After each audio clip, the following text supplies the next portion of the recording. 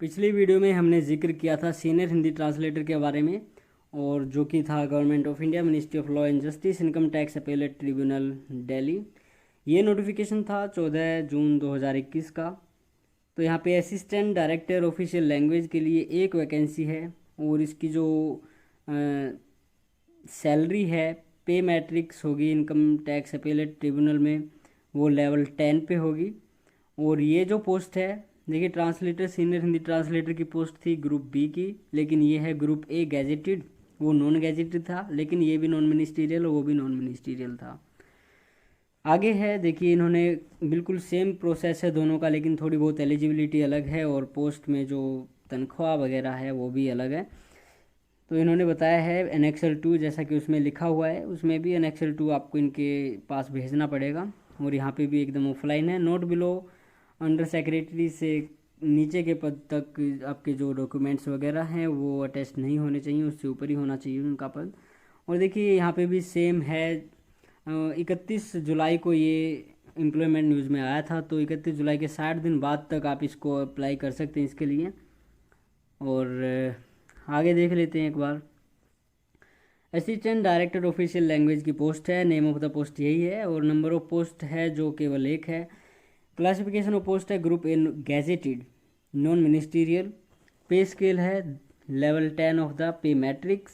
As limit है 56 year से कम होना चाहिए, जो कि सितंबर से पहले हो, यानी कि सितंबर के बाद अगर आप 57 के हो जाते हैं तो अब तो भी आप एलिजिबल हैं, लेकिन उससे पहले 57 के नहीं होने चाहिए, 56 से नीचे ही होनी चाहिए आपकी एज।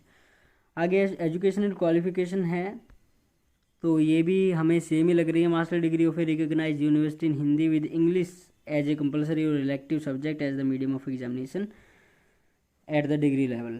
तो इसमें है आपके पास एमए हिंदी या इंग्लिश में है, तो वही है, जीएसटी की तरह है। नंबर 2 पे इन्होंने, देखिए, उसमें था एजुकेशनल क्वालिफिकेशन जो थी उसमें इन्होंने दिया हुआ था डिप्लोमा, लेकिन यहाँ पे देखिए 3 years experience of using applying terminological work in Hindi and translation work from English to Hindi है, और vice versa, preferably of technical. तो यहाँ पे देखिए आपका 3 साल का एक्सपीरियंस इसमें होना चाहिए।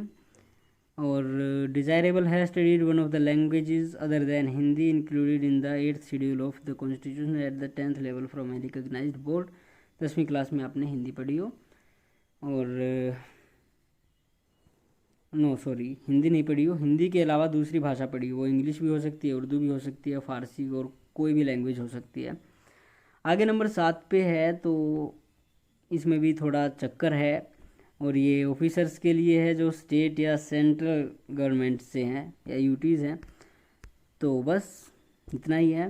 बाकी आप इसको एक बार डाउनलोड करें, वीडियो डिस्क्रिप्शन में लिंक है वहाँ से। और जो एलिजिबिलिटी आपको लगती है कि आप इसके लिए एलिजिबल है, तो आप इसके लिए अप्लाई कर सकते हैं। प्लेस ऑफ पोस्टिंग है वही है, दिल्ली में ही होगी, ITAT में। और ड्यूटीज़ क्या है पोस्ट की, तो वही है, ट्रांसलेशन का काम है, लैंग्वेज का ही काम होगा। आगे इन्होंने फॉर्म दिया है नंबर 4 से 8 तक, तो इसको आप डाउनलोड कर सकते हैं। अगर एलिजिबल होते हैं तो इसको प्रिंट आउट करके इसमें जो भी डॉक्यूमेंट्स नीडेड हैं उनको आप इसके साथ अटैच कर देना। बाकी आप ऑलरेडी पोस्ट पे होंगे तो इतना तो आपको पता ही होगा। बस हम आपको बताना चाहते थे कि कौन सी पोस्ट है, असिस्टेंट डायरेक्टर ऑफिशियल लैंग्वेज और सीनियर हिंदी ट्रांसलेटर की पोस्ट निकली हुई है इनकम टैक्स अपीलेट ट्रिब्यूनल में। तो अगर आप एलिजिबल हैं तो आप इसके लिए अप्लाई कर सकते हैं।